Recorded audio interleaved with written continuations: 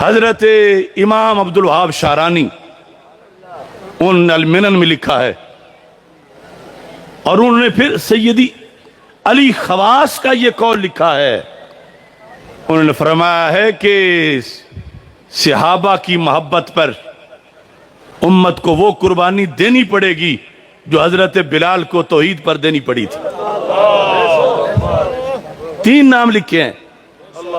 جو حضرت صہیب، حضرت عمار اور حضرت بلال رضی اللہ تعالی عنہم جب انہوں نے کلمہ پڑھا تھا اور ان پر جو تشدد ہوا تھا کہ تم احد احد کیوں کرتے ہو، کہ ایک زمانہ آئے گا وہی آزمائش ابو بکر صدیق کا نام لینے پر ہوگی، وہی آزمائش عائشہ صدیقہ رضی اللہ تعالی عنہا کا نام لینے پر اور حضرت امیر معاویہ کے نام لینے پر وہی قربانیاں دینی پڑیں گی. اور کہا کہ تب جا کے محبت قیامت کے دن پھل دے گی جب ویسی قربانیاں دے کے بھی اس محبت کا جھنڈا نیچے نہیں آنے دو گے. اور یہاں لکھا، فرمایا یا پھر وہ دینی پڑے گی جو امام احمد بن حنبل رحمت اللہ علیہ نے خلق قرآن کے مسئلہ پر دی تھی.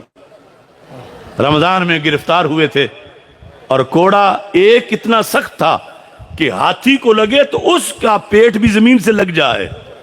امام احمد بن حنبل نے سب برداشت کیا، جیل بھگتی، کوڑے کھائے، مگر حق نہ چھوڑا. کہا قرآن اللہ کا کلام ہے، مخلوق نہیں ہے. بادشاہ کہہ رہا تھا کلام اللہ کا، قرآن مخلوق ہے، مخلوق ہے. کہا دین محمد صلی اللہ علیہ وسلم ہے. تو سیدی علی خواص کہتے ہیں ایسا پیرا دو گے محبت صحابہ پر تو ایمان ہوگا بطور خاص صحابہ کے لحاظ سے. اور وہ زمانہ اب گزر رہا ہے. اس بیس پر اب دیکھو، جب امام احمد بن حنبل کی صرف یہ بات کر کے بات ختم کر رہا ہوں، آپ کا تذکرہ جو سیر اعلام النبلاء میں ہے، امام بقی بن مخلد اندلس سے چلے تھے کہ میں سنا ہے وقت کے امام ہیں احمد بن حنبل، بغداد شریف میں رہتے ہیں، تو میں ان سے جا کے پڑھوں. جب آئے تو امام احمد بن حنبل پہ 4 شیڈول لگا ہوا تھا جس کا ہمیں سامنا ہے. سخت، کیا پڑھا نہیں سکتے، خطبہ نہیں دے سکتے، کلاس نہیں پڑھا سکتے، ملاقات نہیں کر سکتے.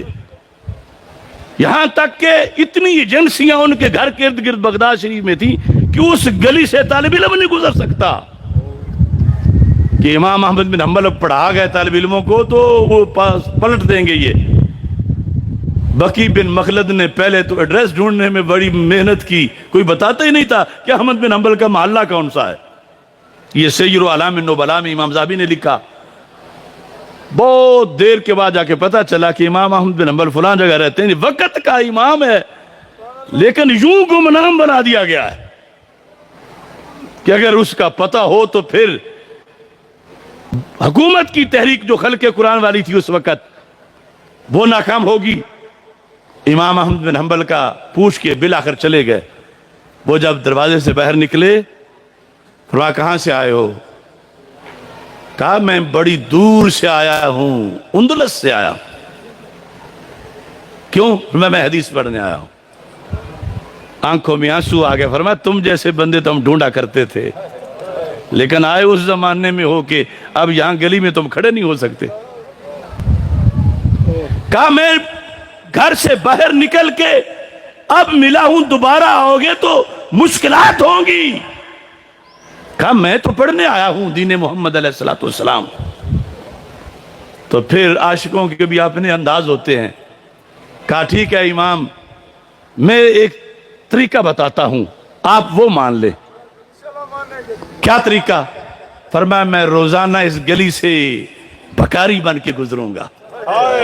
یہ شان والا امامہ نہیں ہوگا میرا، پھٹے پرانے کپڑے ہوں گے، ہاتھ میں چھڑی ہوگی اور کشکول ہوگا.